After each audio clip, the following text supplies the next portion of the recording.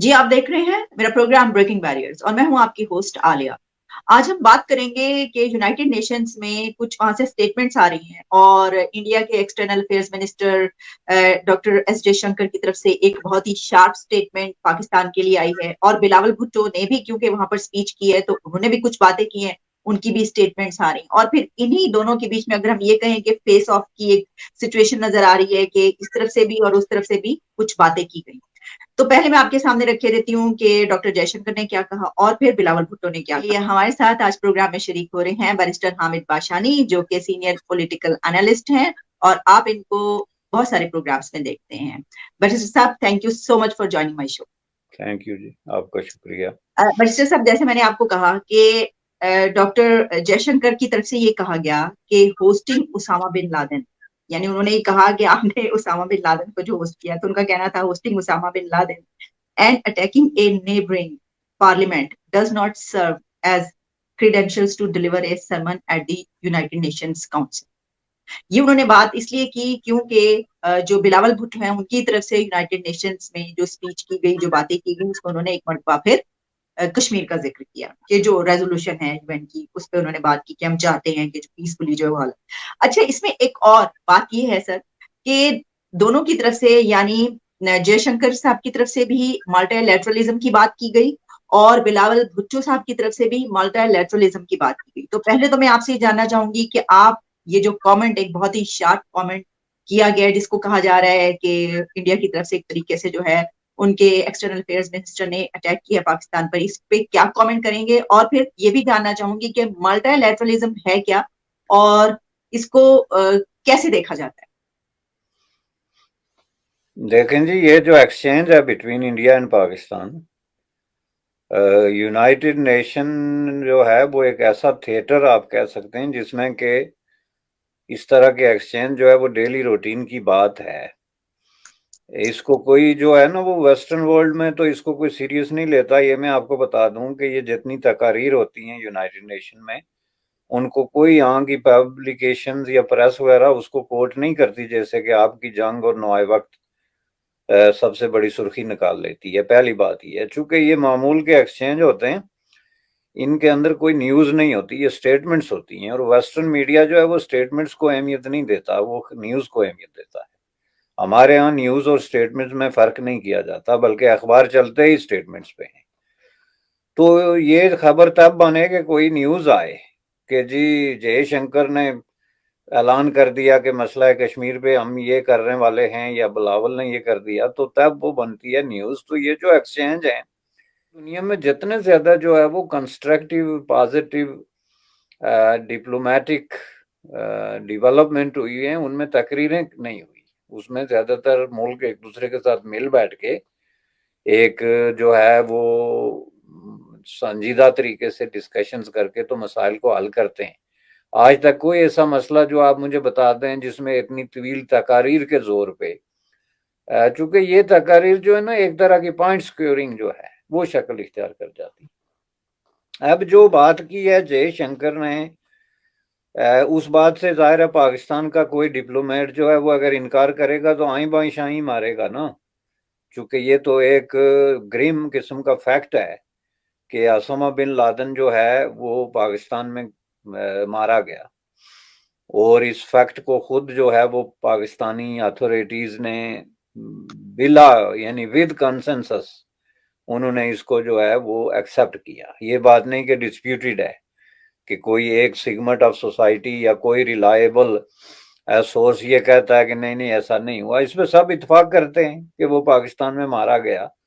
तो अब वो पाकिस्तान में मौजूद था। अब इस पे बहस हो सकती है कि क्या उसने रिफ्यूज लिया हुआ था with the consent of the authorities और he was hiding without letting them know. दो ही तो इसके पहलू है ना, तीसरा कोई नहीं। तो इन दो में से जिसके साथ आप जाएंगी उसमें जो है वो एट फॉल्ट पाकिस्तान ही होगा। कि अगर आपने उसको रिफ्यूज दी तो बहुत बुरा किया, इट वाज इल एडवाइज्ड।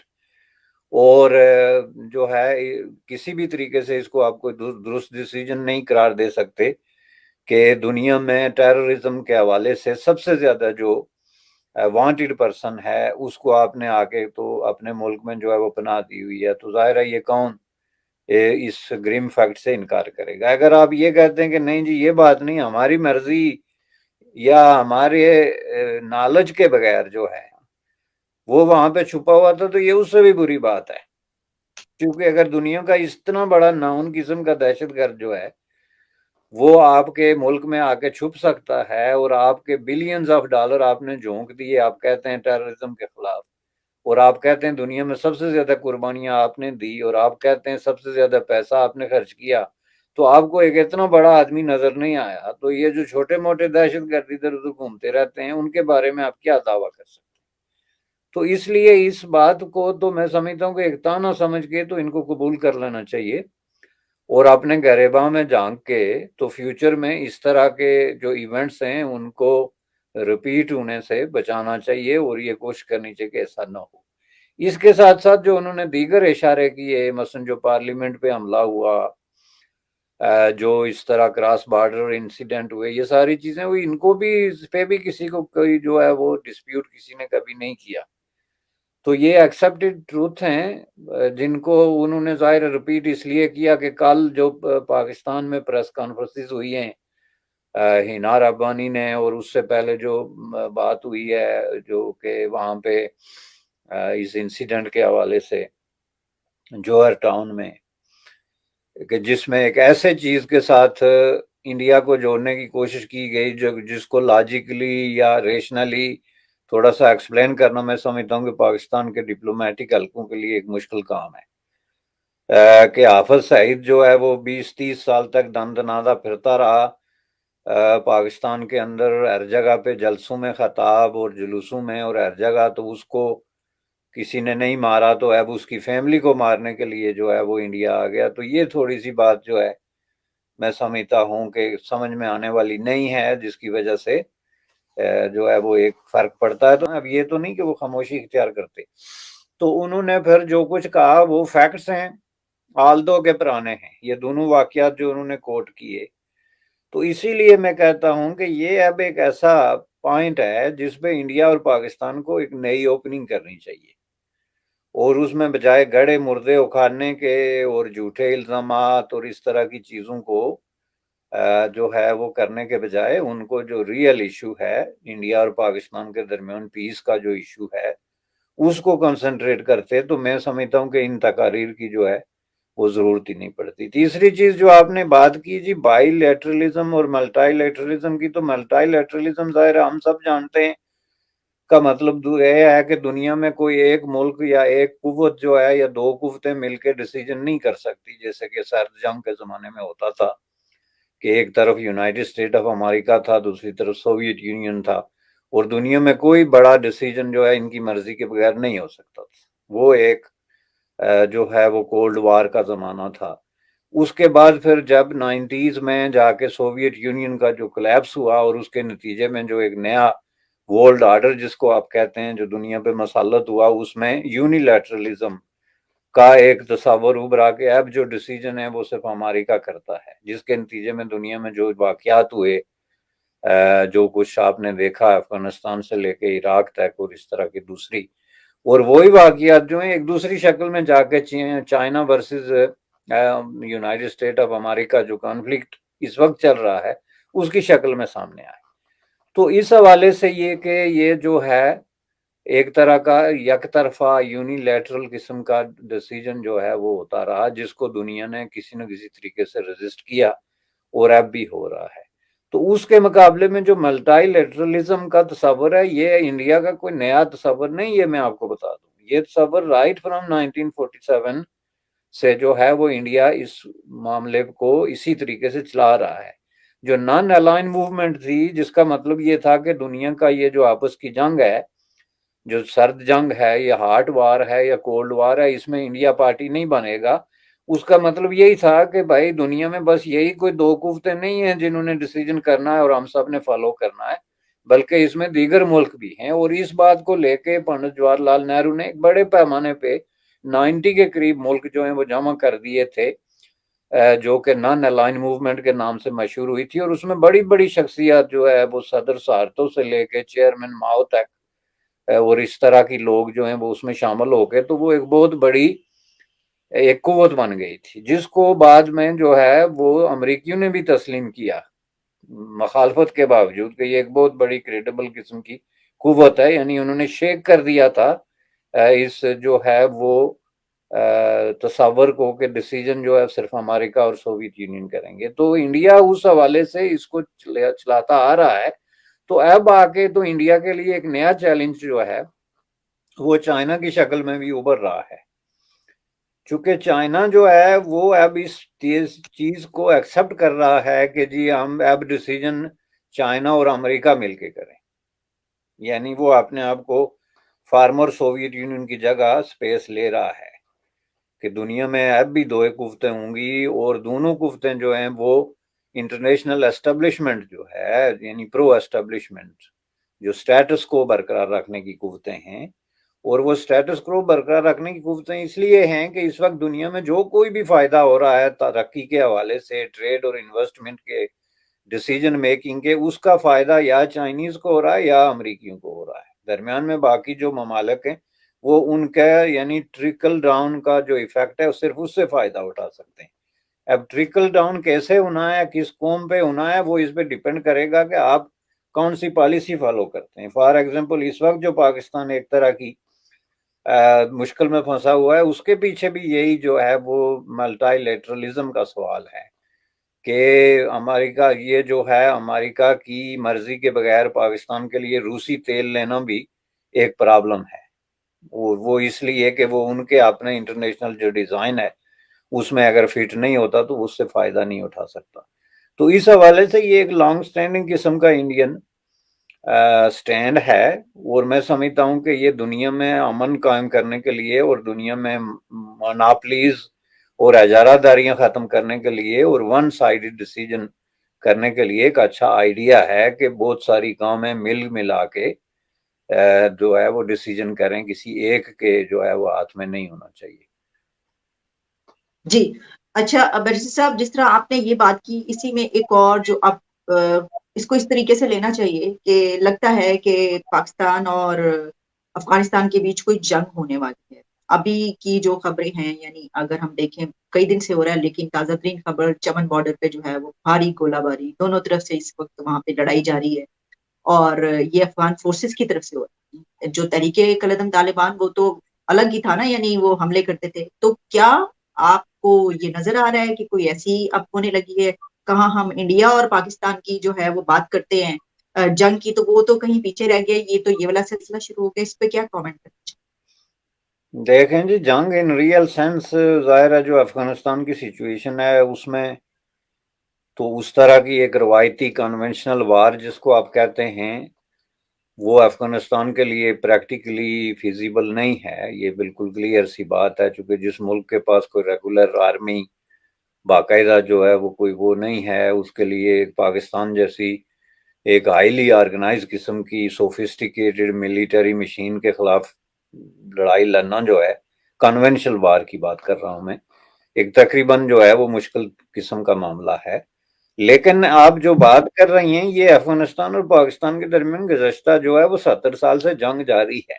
और जैसा कि मैं अक्सर जिक्र करता रहता हूं कि ये मुल्कों ने जो हिस्टोरिकली पहली जंग अजीम और दूसरी जंग अजीम की तबाहकारियों से जो उन्होंने सबक सीखा था, उसमें एक सबक ये भी था कि ये डायरेक्ट जो है वो फौजें उतारने का जो अमल होता है और फेस टू फेस जो है वो लड़ाइयां लड़ने का जो अमल है, उसके बजाय कोई नए रास्ते जो है वो लड़ाइयों के तलाश किए जाएं, जिसके नतीजे में प्रॉक्सी वार जो है वो मार्ज वजूद में आई, प्रॉक्सी वार इजाद हुई आप कह सकते हैं। तो प्रॉक्सी वार जो है वो सिर्फ इंडिया के खिलाफ पाकिस्तान ने नहीं लड़ी कि आप यूं कह लें कि जी सिर्फ ये इंडिया के खिलाफ प्रॉक्सी वार हो रही थी गुज़श्ता 70 साल में, बल्कि चाहिए? अफगानिस्तान के खिलाफ तो इससे भी बड़ी शक्ल में जो है प्रॉक्सी वार मौजूद रही है।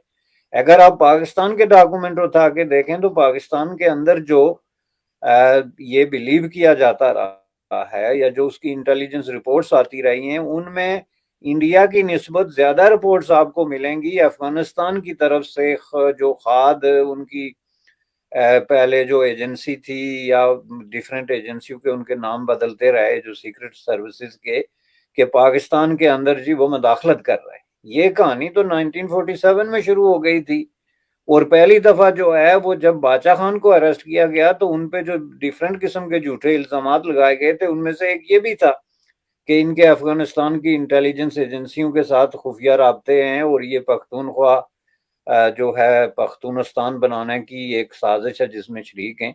बिल्कुल इसी तरह बलोचिस्तान में, यानी आपका तो एक हिस्टोरिकली पाकिस्तान का इल्जाम इंडिया पे तो रहा, लेकिन इससे कहीं ज्यादा है जो है वो एलिगेशन बार बार और फ्रीक्वेंटली अफगानिस्तान पे लगाए गए कि वो पख्तूनिस्तान के हवाले से और बलोचिस्तान के हवाले से मदाखलत कर रहा है, फाइनेंसिंग कर रहा है। और सबसे बड़ा इल्जाम जो था, जिसको इल्जाम भी नहीं कहना चाहिए, कि वो पाकिस्तान से जाने वाले लोगों को रिफ्यूज फ्राहम कर रहा है। अब रिफ्यूज या असाइलम का जो था वो तो ओपन थी, अफगानिस्तान के अंदर के कहीं बलोच लीडर जब मुश्किल में फंसते थे, स्टेट की तरफ से सुप्रेशन का शिकार होते थे या उनको अनफेयरली अनलॉफुली ट्रीट किया जाता था, वो बॉर्डर क्रॉस करके अफगानिस्तान में जाके पनाह लेते थे। यही बात जो है वो पख्तून लीडरों के साथ भी रही है। वो बाचा खान से लेके तो अजमल खटक तक, वली खान तक, बहुत सारे लीडर जो हैं उन्होंने अफगानिस्तान में जाके पनाह ली है,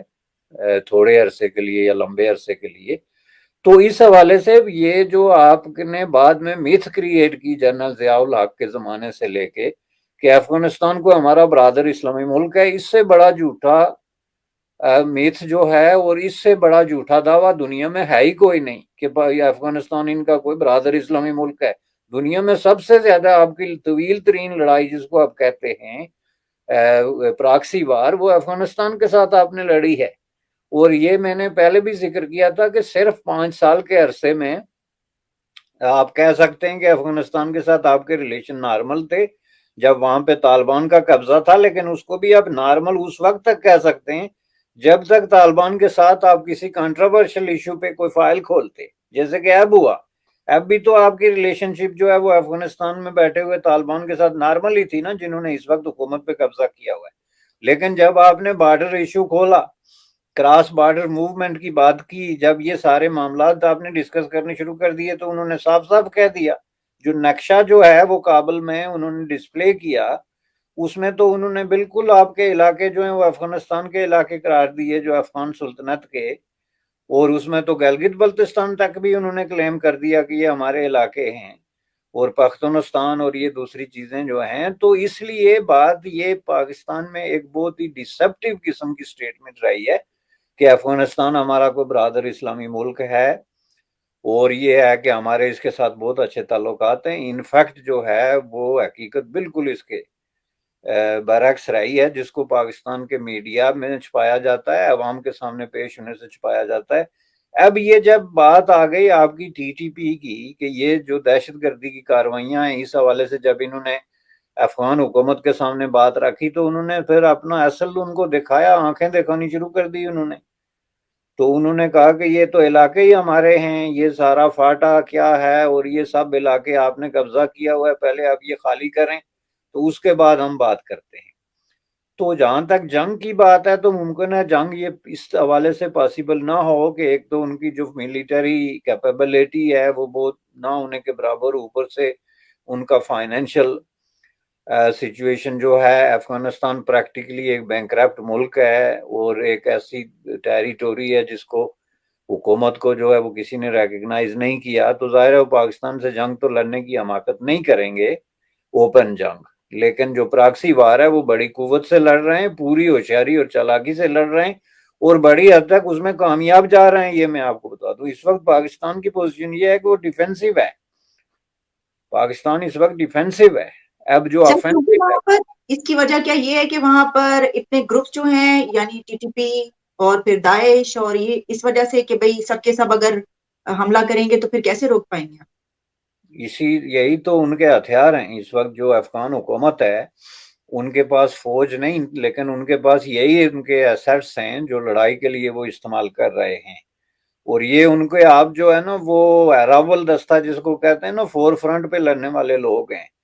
यही बात इसलिए मैं कह रहा हूँ कि अगर टीटीपी जो है वो पाकिस्तान के खिलाफ कोई लड़ाई लड़ रही है पाकिस्तान के अंदर, तो वो अपने बिहाफ पे नहीं लड़ रही है, वो अफगानिस्तान उनके काज को और उनकी जो पूरी जो मंशूर है उसकी वो तायद करते हैं। जैसा कि मैंने कहा कि ये इलाके अफगानिस्तान के हैं या इस तरह के जितने डिस्प्यूट्स हैं वो उस पे जो है अफगानिस्तान हुकूमत और टीटीपी जो है वो एक पेज पे ही नहीं बल्कि उनका एक ही मौकफ है।